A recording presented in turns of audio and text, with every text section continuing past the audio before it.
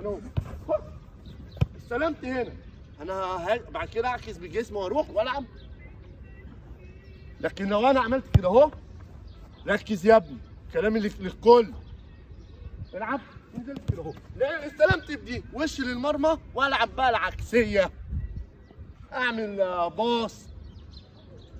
دي الديفندر، ركز معايا، الديفندر لو عمل دي هيتاخد في الاختبارات، اللي هو الكره جايه من ناحيه اليمين استلمها بالرجل اللي بره اهو اهو، واعمل العكسيه، وصلت للوينج ما وصلتش، لو انت عملتها المدرب بره يقول لك عندك فكره ويفضل باصص عليك طول الاختبار وهياخدك.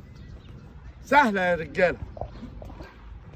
سيبوه بقى تاني، خد الكوره ووديها هناك، ولا يا مصطفى سامح اضغط عليه خد الكوره، مصطفى سامح بس اللي هيدخل على الكوره.